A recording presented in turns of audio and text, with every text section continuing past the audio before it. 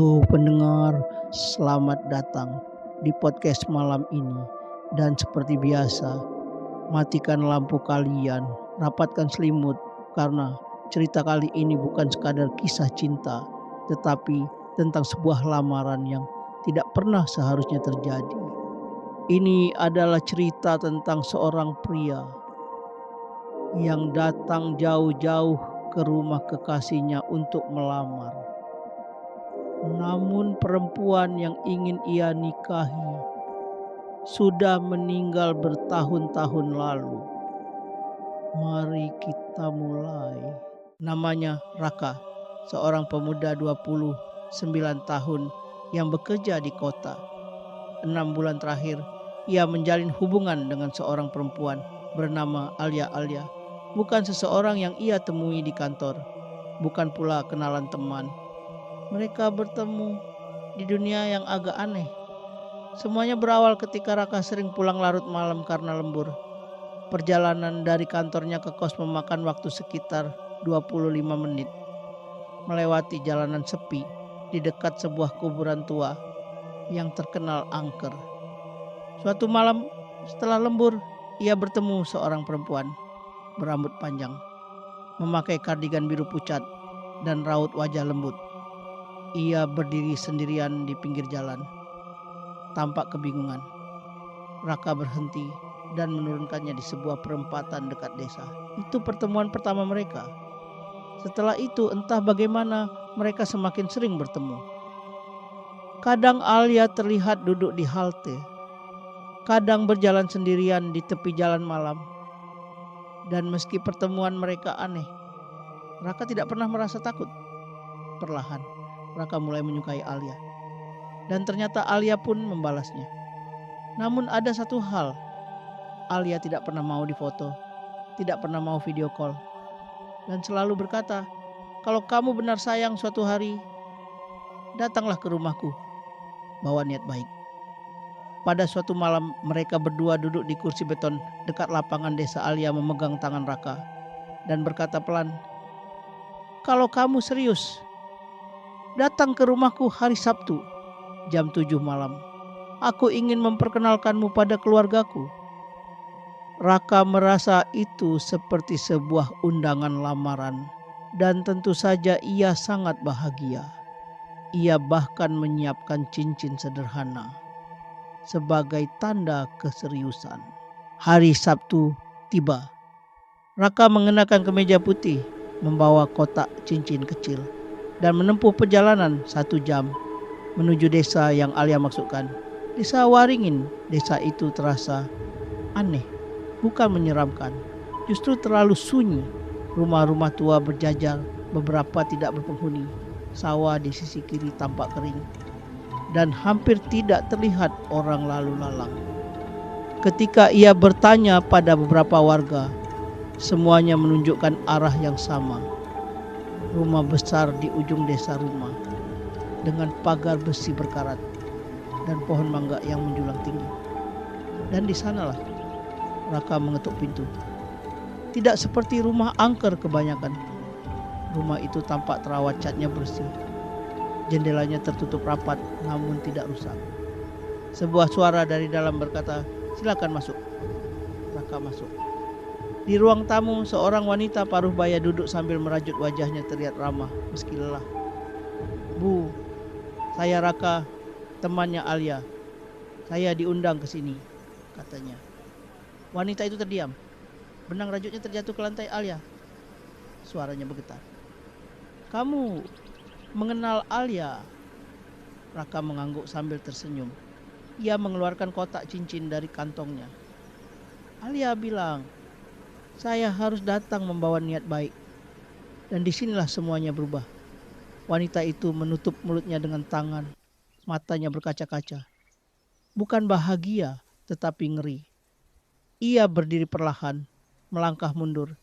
Dan dengan suara tercekat ia berkata, nak, Alia itu anak saya dan dia sudah meninggal 6 tahun lalu. Raka terpaku.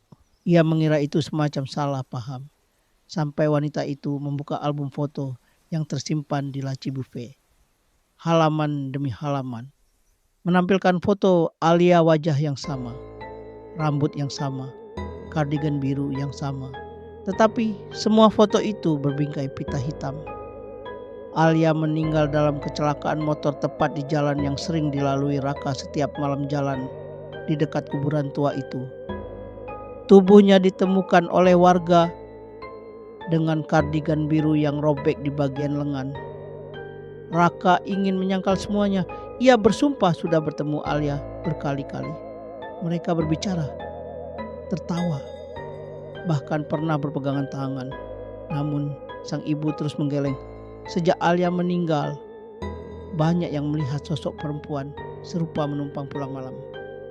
Tapi dia tak pernah berbicara, kecuali padamu rupanya. Wanita itu menatap Raka dengan mata sedih. Nak, apa kamu pernah menyentuhnya, merasakan dinginnya? Raka terdiam. Tiba-tiba ia sadar. Sejak awal tangan Alia memang terasa dingin. Terlalu dingin. Ia selalu berdiri di tempat yang gelap. Ia selalu menghindari cahaya. Ia tidak pernah mau difoto, tidak pernah mau disentuh terlalu lama. Semuanya perlahan menjadi jelas. Dan itu membuat lutut Raka melemas. Sang ibu menangis pelan. Nak, kalau dia mengajakmu ke sini, berarti dia belum bisa pergi. Tiba-tiba lampu rumah berkedip. Pintu belakang berderit terbuka sendiri. Dan dari koridor gelap itu terdengar langkah pelan, lembut, tetapi jelas seseorang mendekat. Sang ibu menggenggam lengan Raka. Jangan lihat ke belakang. Dia sudah di sini. Namun Raka tidak bisa menahan diri. Ia perlahan menoleh. Di ujung koridor gelap, Alia berdiri. Kardigan biru itu masih sama. Wajahnya masih lembut. Namun kali ini semakin Raka fokus, semakin ia sadar. Warna kulitnya pucat keabu-abuan. Mata kirinya tampak sayu, kosong. Dan ada luka panjang di pelipisnya, seperti bekas kecelakaan. Alia tersenyum. Senyum yang tidak pernah ia tunjukkan sebelumnya. Kamu datang, suaranya menggema, lebih berat dari biasanya. Kamu datang untukku. Raka mundur, namun Alia melangkah maju. Tidak berjalan, tetapi seperti menggeser dirinya di lantai. Kamu janji, kamu akan melamarku. Ia mengangkat tangannya. Ujung jarinya dingin, bergetar. Pakaikan cincinnya. Raka terjatuh ke lantai. Cincin itu terguling, berhenti tepat di dekat kaki Alia. Sang ibu berteriak, Alia, lepaskan dia. Kamu bukan milik dunia ini lagi. Alia menatap ibunya dengan mata kosong. Aku cuma ingin bersama orang yang sayang padaku. Dan ia menghadap ke Raka lagi. Kamu sayang padaku, kan? Raka mencoba bangkit, tetapi tubuhnya seperti kehilangan tenaga. Udara di sekitarnya turun drastis. Nafasnya membeku. Alia semakin dekat.